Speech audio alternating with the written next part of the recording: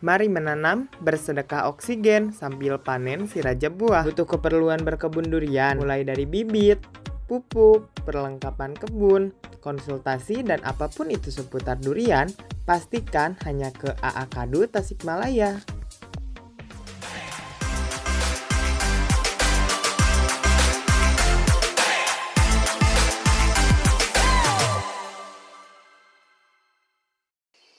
Assalamualaikum warahmatullahi wabarakatuh.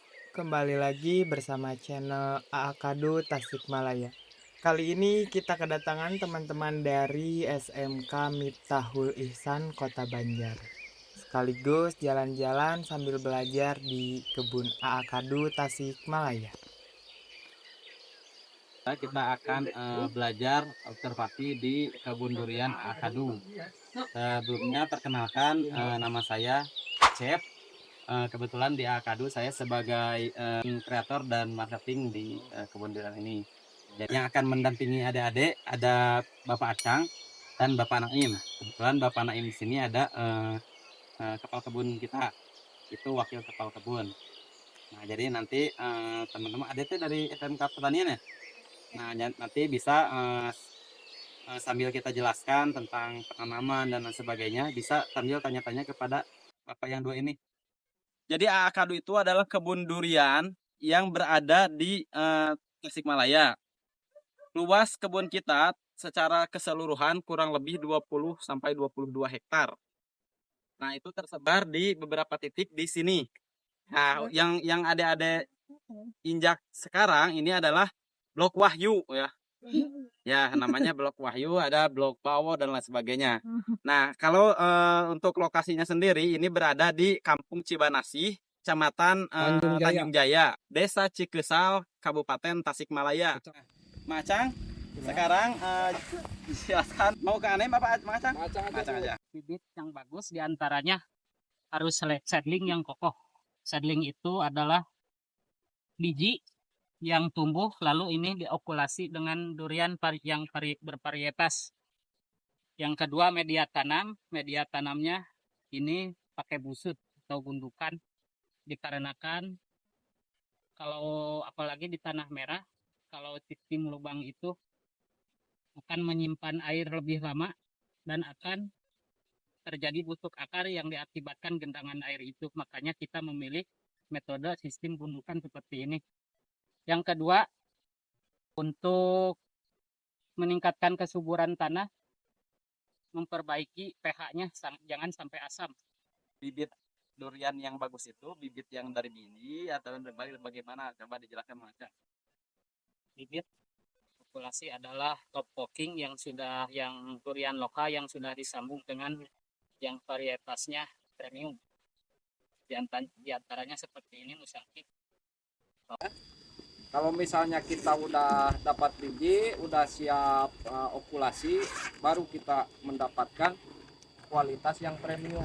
Misalnya ini udah sekitar 40 cm, kita di okulasi atau di top working di sini disambung pakai entres yang berkualitas, yang premium, itu mengakibatkan hasilnya bisa jadi, misalnya ini seedling lokal ya, lokal, terus kita mau musangking misalnya, kita ngambil entres dari sini dari musangking lalu ditempel ke sini. Polinasi itu kan kawin ya, bunga durian 1 dan bunga durian 2 kawin. Nah, nanti hasilnya itu akan menjadi durian yang berbeda. Nah, kalau di durian lokal itu kebanyakan jadinya tuh yang nggak berkualitas. Nah, Matang dan Anaim, jadi yang ditanam dari biji itu adalah ininya nih, seedlingnya. Ini ada sambungan kan, kelihatan kan? Nah, ini adalah seedlingnya, ini ditanam dari biji. Nah, setelah udah jadi, dia disambung dengan entres. Nah, entres itu yang seperti ini pucuknya. Nah, disambung dengan entres durian yang berkualitas. Siapa yang bisa menyebutkan jenis-jenis durian minimal 5 lah? Nggak ada yang tahu ini. Nah, gagal ya dapat hadiahnya ya. Jadi ingat, dicatat ya. Untuk durian yang premium yang sering dikebunkan di kebun skala besar itu, yang pertama itu musangking. Yang kedua duri hitam. Ya, bawor. Ya, bawor. Yang keempat super tembaga, dan yang kelima cumasi. Itu 5 ya. Sebenarnya masih banyak sekali. Gitu. Sekarang lanjut pemupukan, Mang Acang. tapi harus rolling seperti itu. Kalau organik untuk meningkatkan kesuburan tanah, kalau NPK kimia itu untuk makanan pohon. Tapi di organik seperti ini juga harus benar-benar lolos fermentasi, sudah diolah lagi dengan mikroorganisme, dikarenakan kalau tidak diolah banyak patogennya. Nah, organik itu yang ini. Yang organik itu yang berasal dari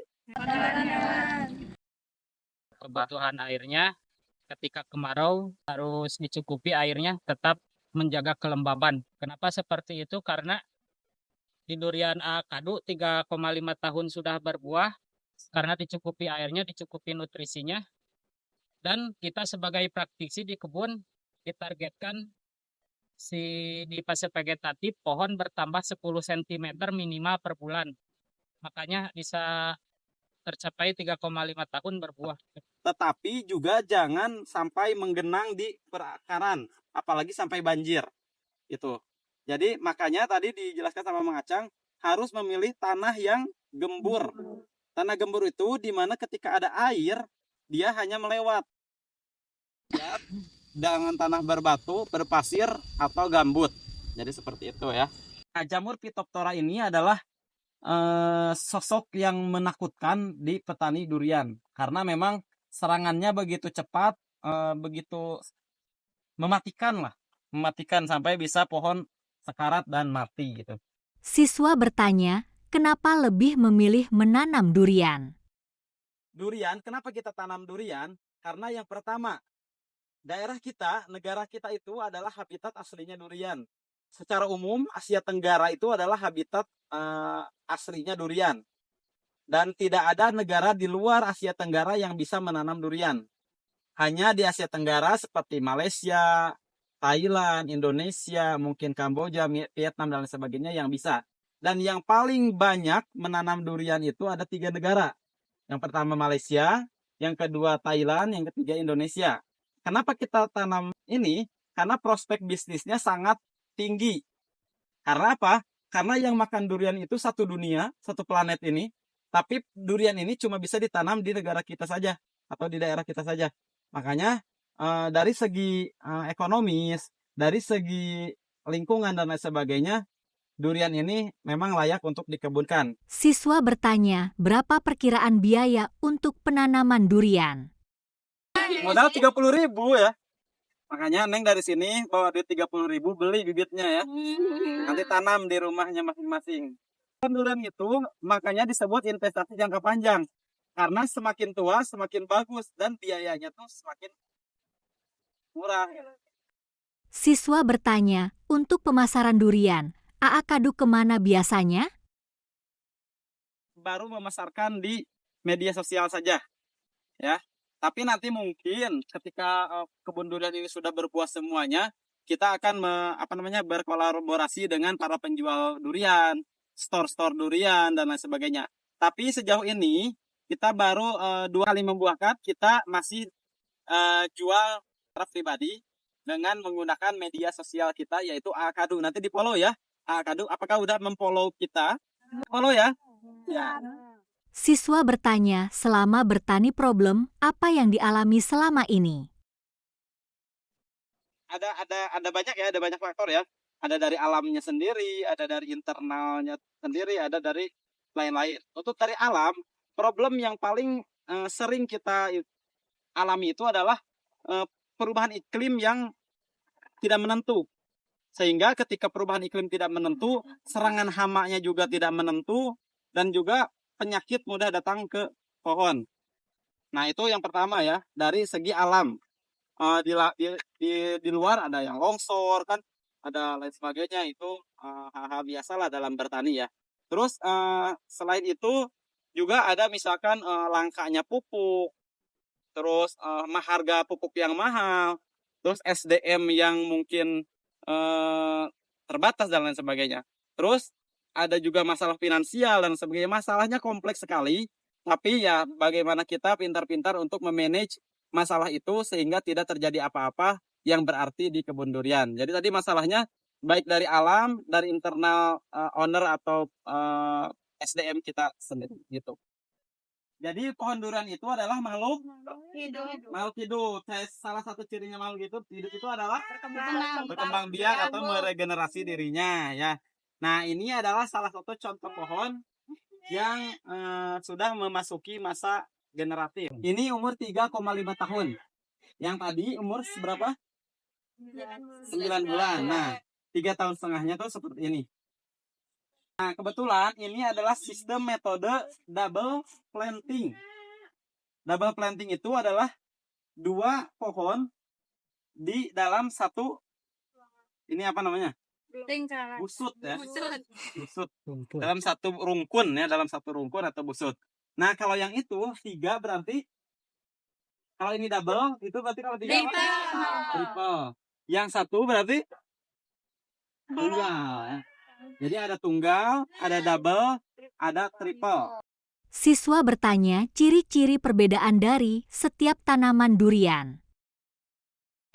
Ini adalah salah satu membedakan bunga daun durian atau varietas durian. Biasanya bulat dan agak kecil, ya. Bulat dan agak kecil. Ini kan bulat ya, membulat gitu ya, bulat dan agak kecil. Yang duri hitam dia bulat tapi lebih lebar.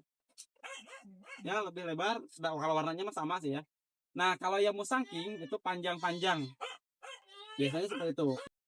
Masing-masing varietas itu punya kelebihan dan kekurangannya masing-masing. Yang pertama dari harganya ya. Dari 3 aja ya, bawor, musangking, dan duri hitam. Itu musangking dan duri hitam itu terkenal mahal harganya.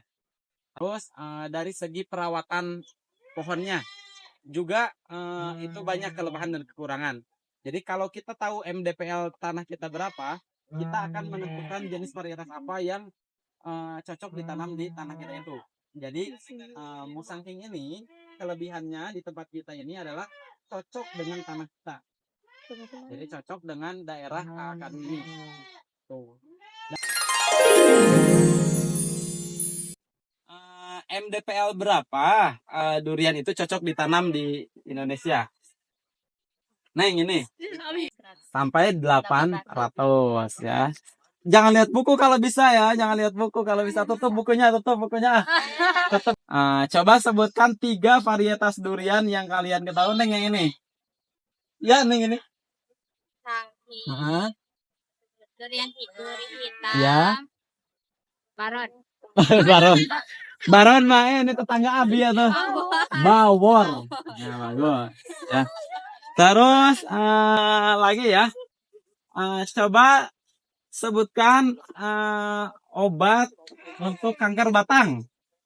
Neng, yang banyak bertanya ini. Mana? Fungisida, terutama berbahan dasar tembaga oksida ya. Terus. Pertanyaan terakhir ya, nih. Pertanyaan terakhir. Siapa nama kepala kebun Akadu? Ayo los ya. Bapak Naim bentar, oke, mungkin teman-teman hari ini mungkin dicukupkan sekian ya. Gimana, bermanfaat tidak pertemuan kita ini? Apa nanti efeknya buat teman-teman? Mau nanam durian nggak? Mau ya, yang bawa duit 30.000 beli ya nanti bibitnya ya. Harga bibit 30.000 dan doang saja. Mudah-mudahan pertemuan kita hari ini bermanfaat buat adik-adik. Dan adik-adik jangan malu jadi petani ya. Karena petani itu keren. Petani itu keren beneran. Nggak ada petani kita nggak akan makan. Nggak ada petani durian kita nggak bisa mencium bau durian. Petani itu jangan dipandang sebelah mata. Karena seperti namanya, petani itu apa? Kata Insinyur Soekarno, petani itu adalah penyangga tatanan negara Indonesia. Ya, jadi itu dari saya. Assalamualaikum warahmatullahi wabarakatuh.